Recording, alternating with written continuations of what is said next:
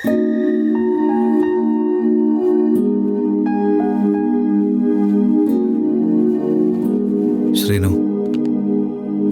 ശ്രീനു, എന്താ പറ്റി?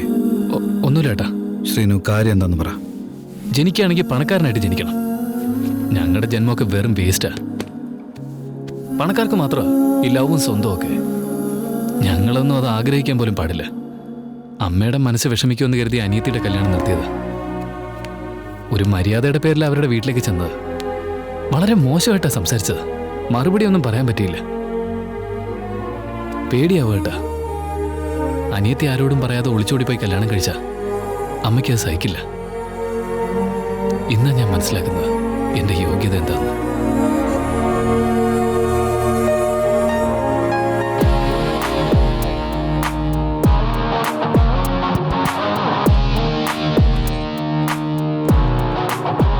Excuse me.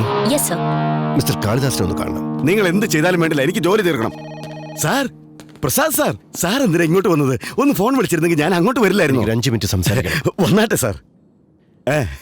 Vikram നിങ്ങളോടൊരു കാര്യം പറയാൻ പറഞ്ഞു. പറയൂ സാർ.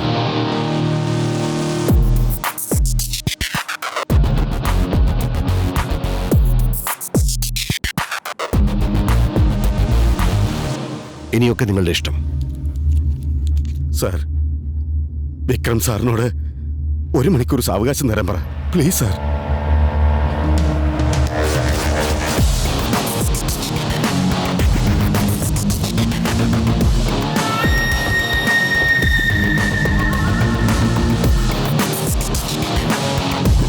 വേഗം വാ.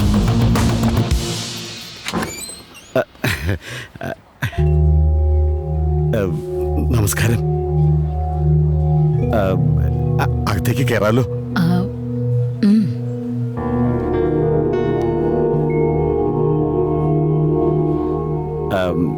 എന്റെ പേര് കാളിദാസൻ. എനിക്ക് ചെറിയൊരു ബിസിനസ് ഉണ്ട്. ഞാൻ നേരിട്ട് കാര്യത്തിലേക്ക് കിടക്കാം. എന്റെ മകനും നിങ്ങളുടെ മോളും തമ്മിൽ സ്നേഹത്തിലാ. അല്ല, അത് അവളുടെ തെറ്റല്ല. എന്റെ മോൻ ചെന്ന് ചോദിച്ചപ്പോ എല്ലാ അമ്മയോട് സംസാരിക്കാൻ പറഞ്ഞു. ആ ഒരു മനസ്സ് എനിക്കങ്ങ് ഇഷ്ടമായി. ഇങ്ങനെയാ വളർത്തേണ്ടത്. നിങ്ങളുടെ മകളല്ലേ. പണം സമ്പാദിക്കാം, പക്ഷെ ഗുണമോ അത് കിട്ടുമോ? അത് ജന്മനാ ഉണ്ടാവണം. കുട്ടികളെ തെറ്റു പറയാനാവില്ല, പക്ഷേ എനിക്ക് നിങ്ങളുടെ അന്തസ് എന്താ? ഇപ്പൊ എല്ലാ നായ്ക്കളുടെ കയ്യിലും കാശുണ്ട് അല്ലേ? അതൊന്നും നമ്മൾ ആലോചിക്കരുത്. ചെറുക്കനും പെണ്ണും തമ്മിൽ നല്ല ചേർച്ചയാ. നമ്മൾ അത് നോക്കിയാ പോരെ. ഇപ്പോ നിങ്ങളുടെ മോള് ഞങ്ങളുടെ വീട്ടിലെ മോളാ. എന്താ ആലോചിക്കേണ്ട കാര്യമില്ല. സമ്മതമാണെന്ന് ഒരു വാക്ക് പറ, ബാക്കിയെല്ലാം ഞാൻ നോക്കിക്കോളാം. സമ്മതമല്ലേ? എന്നാ ശരി, ഞങ്ങൾ ഇറങ്ങുന്നു. കാപ്പി കുടിച്ചിട്ട് പോവാം സ്വാതി. അയ്യോ വേണ്ട, അർജന്റ് ആയിട്ടൊരു മീറ്റിംഗ് ഉണ്ട്. 1 അവറിൽ അവിടെ എത്തേണ്ടതാ. ഇത് നമ്മുടെ വീട് തന്നെയല്ലേ, പിന്നെ വന്ന് കഴിച്ചോളാം. എന്നാ വരട്ടെ. വരട്ടെ. വാടി. വരട്ടെ. വേഗം വാ, സമയമായി. യാത്ര വെച്ചിട്ട് വാ. നല്ല ഡീസന്റ് ആൾക്കാർ താമസിക്കുന്ന സ്ഥലമാ. പോയിട്ട് വരാം മോളെ. മോളെ സ്വാതി, നിനക്ക് സന്തോഷമായില്ലേ? നിന്റെ ചേട്ടനെ ഫോൺ ചെയ്ത് ഇവിടെ എല്ലാരും ഹാപ്പിയാന്ന് പറഞ്ഞേക്ക്. പറയൂല്ലോ അല്ലേ? വരട്ടെ.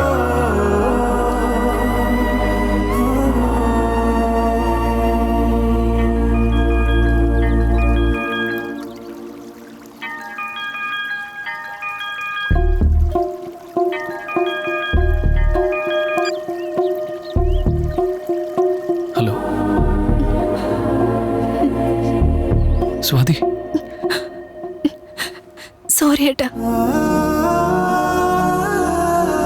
ചേട്ടന്റെ സ്നേഹം ഞാൻ ഇതുവരെ മനസ്സിലാക്കിയിട്ടില്ല. ഇന്ന് ഏട്ടൻ ഈ ചെയ്തത് എനിക്ക് ഒരിക്കലും മറക്കാൻ പറ്റില്ല. ഞാൻ ആഗ്രഹിച്ചതാ എനിക്ക് തന്നത്. Thank you.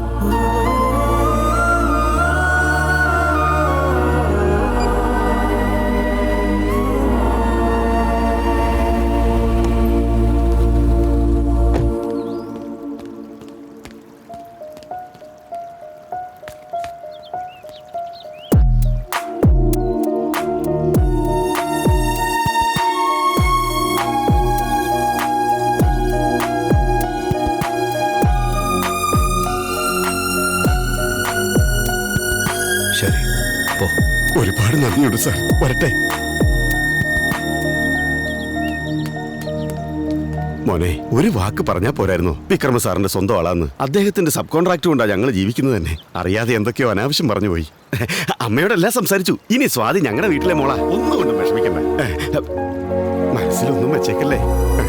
ഓക്കെ.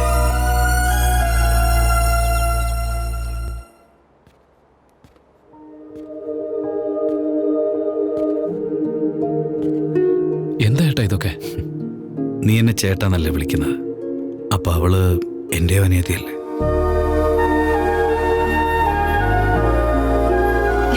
ആ, ഒരു മിനിറ്റ്, ചേട്ടൻ വിളിക്കുന്നുണ്ട്. പറയേട്ടാ.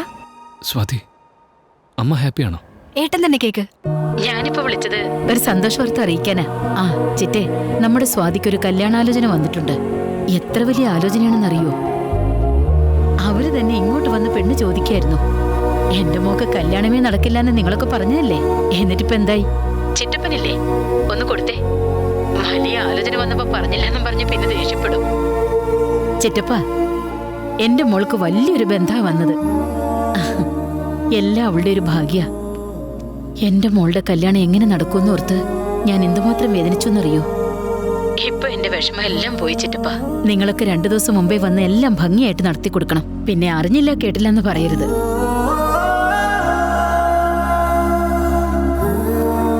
എല്ലാം കേട്ടില്ലേ? ഇന്നലെ സംഭവിച്ചൊന്നും നീ അമ്മയോട് പറയാൻ നിൽക്കരുത്. അപ്പൊ എല്ലാം ശരിയേട്ടാ. പോലെ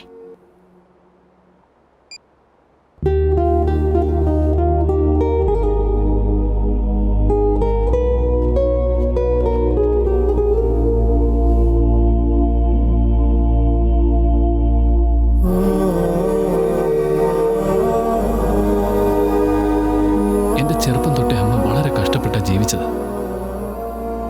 ഇന്ന് ആദ്യമായിട്ടാ ചിരിച്ച് സംസാരിക്കുന്നത്. എല്ലാം നിങ്ങൾ കാരണമാണ്.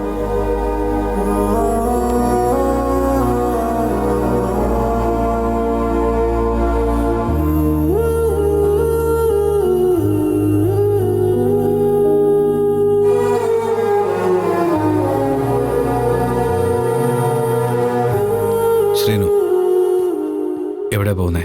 അനിയത്തിയുടെ കല്യാണം ഫിക്സ് ചെയ്തതല്ലേ, നിറയെ പൈസയുടെ ആവശ്യമുണ്ട്.